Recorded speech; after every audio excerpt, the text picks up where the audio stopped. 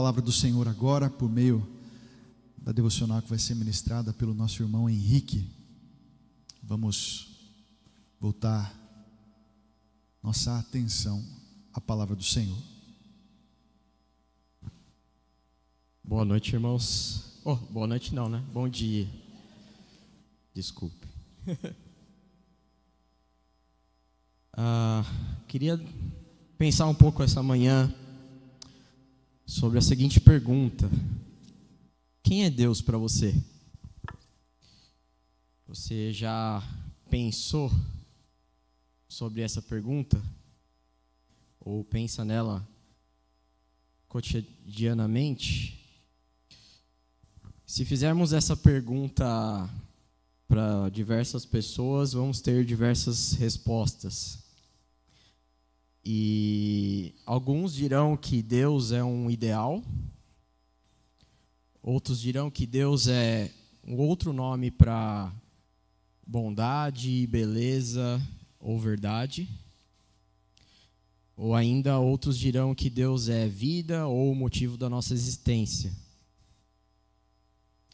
Existem ainda aqueles que vão dizer que Deus é um conjunto de regras teológicas ou práticas religiosas que nós precisamos seguir. A verdade é que as noções populares sobre Deus são as mais diversas e variadas possíveis. Mas todas elas têm algo em comum. Nenhuma delas nos leva a conhecer a Deus em um nível pessoal.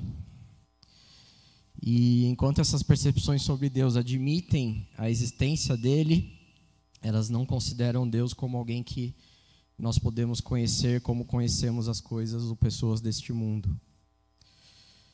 E um dos grandes problemas dessa nossa humanidade é a falta desse conhecimento verdadeiro de Deus e as implicações práticas disso. A verdade, se você não possui o conhecimento bíblico de quem Deus é impossível que você estabeleça um verdadeiro relacionamento pessoal com Ele. E nesse sentido, irmãos, eu gostaria de olhar para 3 versículos do livro de Salmos nessa manhã, onde o salmista parece compreender exatamente este problema e nos ajuda a entender como nós deveríamos estabelecer esse relacionamento pessoal com Deus. Eu convido os irmãos a abrirem o livro de Salmos no capítulo 42, nos versos de 1 a 3.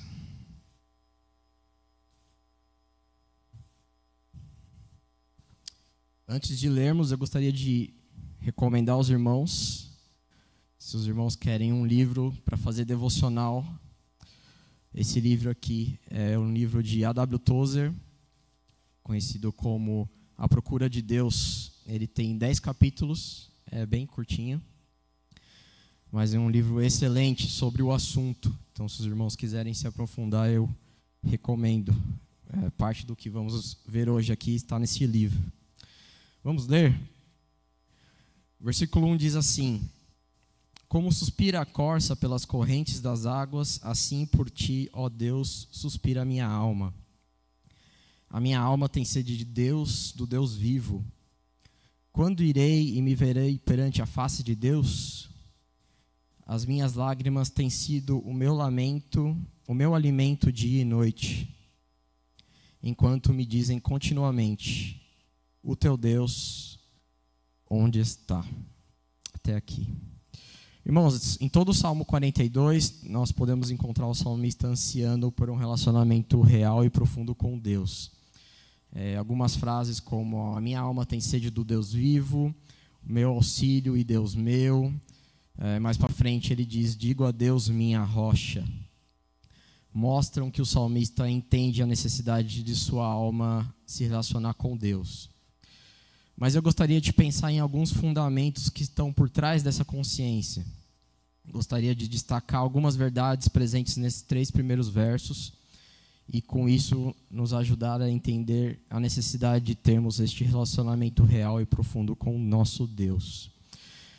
A primeira verdade, irmãos, que eu gostaria de destacar, que o salmista tem como fundamento desse sentimento e dessa dessa predição para se relacionar com Deus é que Deus é. Por toda a Escritura nós temos evidências e que podemos conhecer a Deus com no mínimo o mesmo grau que conhecemos qualquer outra pessoa ou outra coisa que está no nosso campo de experiências. Os mesmos termos usados para expressar o conhecimento de Deus por parte do homem são usados para expressar o conhecimento de coisas físicas. Por exemplo, no Salmo 34, versículo 8, o salmista diz: ó, provai e vede que o Senhor é bom. Os mesmos termos utilizados aqui para descrever provar e ver são aplicados a coisas físicas. Isso significa, meus irmãos, que Deus nos deu todas as condições espirituais na obra da salvação para conhecermos a Deus, assim como os nossos 5 sentidos conhecem as coisas físicas deste mundo. A fé habilita o nosso senso espiritual. Mas o primeiro ponto central que eu gostaria de destacar aqui é: Deus não depende da nossa fé para existir. E quando nós afirmamos isso, estamos simplesmente indo contra a maior parte das religiões deste mundo. Deus é apesar de nós, Deus não está ligado a uma ideia ou pensamento para existir, Deus simplesmente é. Deus é real no absoluto e final sentido que ninguém é e nada mais é. E a verdade é que se você considera que Deus não existe, você mesmo não pode considerar que você existe. Outro ponto importante: a fé não cria nada. Ela simplesmente reconhece algo que já existe. Deus e o mundo espiritual são reais. Nós podemos reconhecer isso da mesma forma que reconhecemos o mundo físico ao nosso redor. E nesses 3 versículos o salmista não tem dúvidas disso. Deus é uma realidade assim como as coisas físicas são realidade ao redor dele. E essa é a primeira afirmação que nós podemos aprender com o salmista. Ao considerar sobre Deus e a sua alma, o salmista considera que a sua alma deseja Deus da mesma forma que um animal deseja água em um ambiente desértico. Na avaliação do salmista, meus irmãos, ele está enfrentando uma severa seca divina, na mesma intensidade em que uma seca física afeta um animal no deserto. É assim que a sua alma anseia pelo Deus que é e não depende do seu anseio para existir. Todo relacionamento precisa começar em algum lugar, não é verdade? Em geral, nós procuramos algumas coisas em comum para nos relacionarmos com pessoas. E com Deus, o nosso relacionamento começa com o fato de que Deus é. Ele é o centro do nosso relacionamento. Quando Deus fala sobre si, ele simplesmente diz a Moisés: eu sou.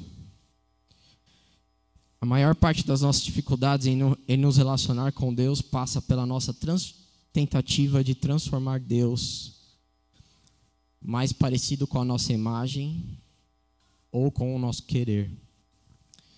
E o único começo possível neste relacionamento é aceitar quem Deus é e aprender a amá-lo pelo que Ele é.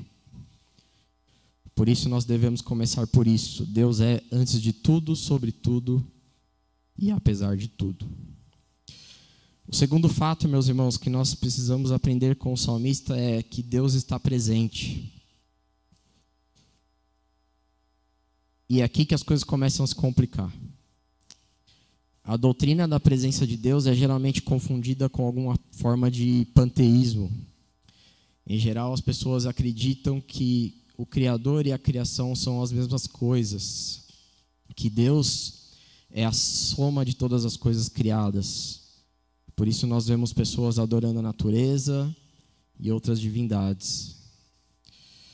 Na verdade, irmãos, isso é uma tentativa de fazer todas as coisas divinas e banir Deus de todo mundo. Mas a Escritura é clara em declarar que Deus está inteiramente presente em todos os lugares e que Deus e as coisas criadas não são uma única coisa. Deus é antes e independente de todas as coisas. O salmista, a reconsiderar sobre isso, assume que Deus está próximo dele. Outros salmos, como o Salmo 139, declaram isso de uma forma mais direta. Mas a pergunta que eu faço é: o que isso significa na vida do salmista e na nossa vida? Não existe lugar onde Deus não esteja. Os incontáveis pontos no espaço que nós nem conhecemos, separados por distâncias que nós não conseguimos medir, nós podemos afirmar que Deus está em todos eles. Agora, a sensação que eu tenho ao ler esses 3 versos não é que só que o salmista reconhece que Deus está presente, mas que, além de Deus estar presente, Deus se manifesta a ele. E a manifestação de Deus ao salmista e a nós não é Deus vindo em nossa direção em um momento e tempo específico, em uma visita especial. A aproximação de Deus para a nossa alma não pode ser compreendida em termos de espaço e tempo. Não é uma questão de distância, mas sim de relacionamento. Se cooperarmos com Ele em obediência e amor, Deus se manifestará a nós, e esse relacionamento será a diferença entre um cristão nominal e uma vida radiante com Deus. Me parece claro nesses 3 versos, meus irmãos, que o salmista nutria esse relacionamento com Deus em seu coração de tal forma que isso transbordava em suas palavras.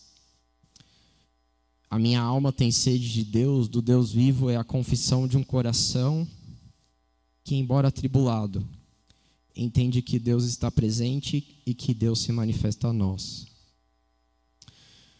Terceira verdade, a busca por Deus.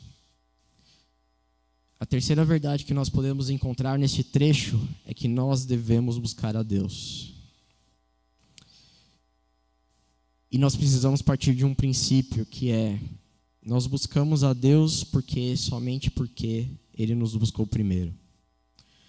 O impulso por buscar a Deus se origina com Deus primeiramente, mas o resultado deste impulso deveria ser a nossa busca incessante por Ele.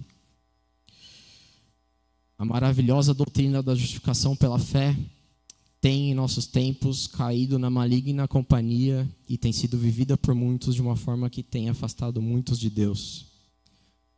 Nós estamos acostumados a transações rápidas que acontecem em milésimos de segundos, como o Pix.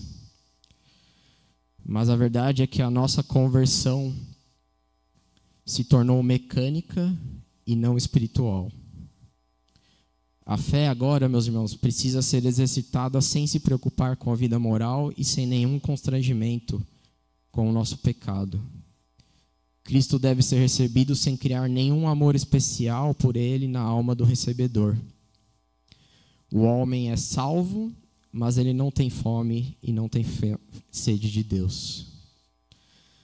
Tristemente, alguns de nós nos contentamos apenas com o título de cristãos. Nos esquecemos que Deus é uma pessoa e o nosso relacionamento com Ele deve ser cultivado como tal. Deus é uma pessoa e nas profundezas do seu poder, Ele pensa, Ele deseja, Ele desfruta, Ele sente, Ele ama. E este relacionamento entre Deus e a alma do homem deveria ser pessoal e consciente. Pessoal. Este relacionamento não depende do corpo de crentes. Ele é o fruto de uma decisão pessoal e afeta sim o corpo de crentes, mas não depende do corpo. Não podemos cair no erro de que o nosso relacionamento com Deus vai mal por causa dos nossos irmãos ou da igreja. Essa é uma decisão pessoal nossa, uma responsabilidade nossa. Ele é consciente porque ele não depende de um sentimento místico ou algum sinal extraordinário para nos levar a nos relacionarmos profundamente com Deus. Depende do nosso querer e depende da nossa vontade. Ao nos fazer novas criaturas, Deus não está colocando um fim no nosso relacionamento com Ele, mas um começo. Agora começa a gloriosa busca por Deus, a gloriosa alegria do nosso coração em explorar as infinitas riquezas da pessoa de Deus. Podemos encontrar, irmãos, nas Escrituras diversos exemplos de pessoas que decidiram buscar a Deus intensamente.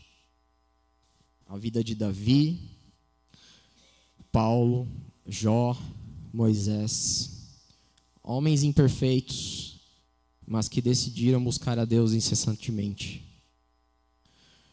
O mesmo acontece com o salmista aqui, que mesmo na adversidade, mesmo com os seus adversários lhe instigando a procurar outras fontes, ele permanece na sua busca intensa pela única fonte que pode lhe satisfazer. A falta da busca por Deus nos trouxe até o nosso presente estado de desgraça, considerando a nossa média evangelical brasileira.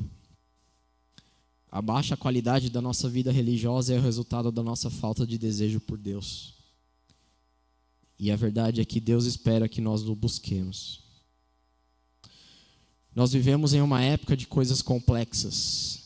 Estamos em busca de programas, métodos, organizações, atividades, todas desenhadas para ocupar o nosso tempo, atenção, e elas nunca conseguem satisfazer o desejo do nosso coração.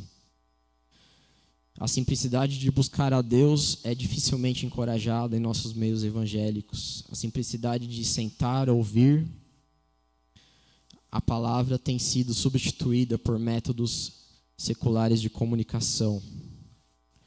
A simplicidade de servir a Deus a todo momento tem sido substituída por um voluntariado que mais se assemelha a um emprego. Tudo isso, irmãos, é fruto de uma má compreensão de que o nosso relacionamento com Deus não é de cliente-empresa. Deus não se tornou um tipo de provedor de entretenimento. Outra forte tendência dos nossos tempos é substituir o nosso relacionamento com Deus por tesouros. O desejo do salmista em estar em relacionamento profundo com Deus supera qualquer outro tesouro que possa livrá-lo ou ajudá-lo. O homem que tem Deus como tesouro tem todas as coisas em um. Essa é a consideração do coração do salmista. Muitos outros tesouros podem ser negados a ele, ou se ele possui, o desfrute desse tesouro será tão temperado que eles nunca serão necessários para a felicidade. Concluindo, meus irmãos, algumas perguntas para nós pensarmos sobre esses 3 versículos. Quais são as reduções que você tem feito de Deus? Deus tem sido apenas uma força maior que você pode recorrer quando está em situações difíceis? Você tem reduzido Deus ao seu conjunto de afirmações teológicas? Deus é o motivo de você cumprir alguns ritos dominicais? Você tem reduzido Deus à sua ideologia política?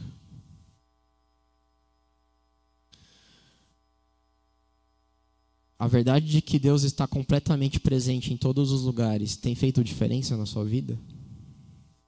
Com que frequência você se lembra disso? Que diferença essa verdade tem feito na sua luta contra o pecado?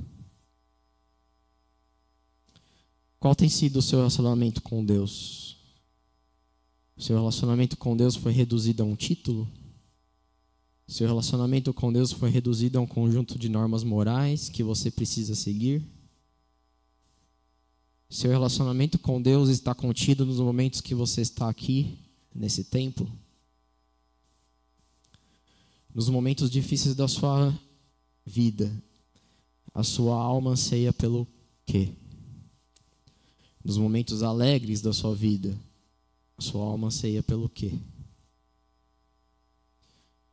Concluindo, meus irmãos, o nosso relacionamento com Deus deve ser pessoal, consciente e contínuo, marcado por uma sede e fome genuínas por sua presença, fundamentado no verdadeiro conhecimento de quem Deus é e na busca incessante pelo Deus vivo como o nosso maior tesouro. Vou repetir. O nosso relacionamento com Deus deve ser pessoal, consciente e contínuo, marcado por uma sede e fome genuínas por sua presença, fundamentado no verdadeiro conhecimento de quem Deus é e na busca incessante pelo Deus vivo como o nosso maior tesouro. Amém? Vamos orar? Pai, nós reconhecemos que o nosso coração está diante de Ti e muitas vezes distante de Ti. Nos ajuda, assim como o salmista, nestes 3 versículos, a considerar o fato de que o Senhor existe, apesar de nós, apesar de todas as coisas que nós conhecemos. Nos ajude a nos lembrar de que o Senhor está presente, está acessível a nós, por meio da obra do Teu Espírito. Nos ajude a considerar que nós devemos buscá-lo incessantemente, em todos os momentos da nossa vida, e que precisamos ter essa sede pela Tua presença. Nossas igrejas hoje procuram encher de pessoas, mas o que o Seu Evangelho nos ensina é que nós deveríamos encher as pessoas com Deus. E é isso que nós pedimos nessa manhã, que o Senhor nos encha com Seu Espírito, a cada decisão, a cada momento, seja ele difícil ou alegre.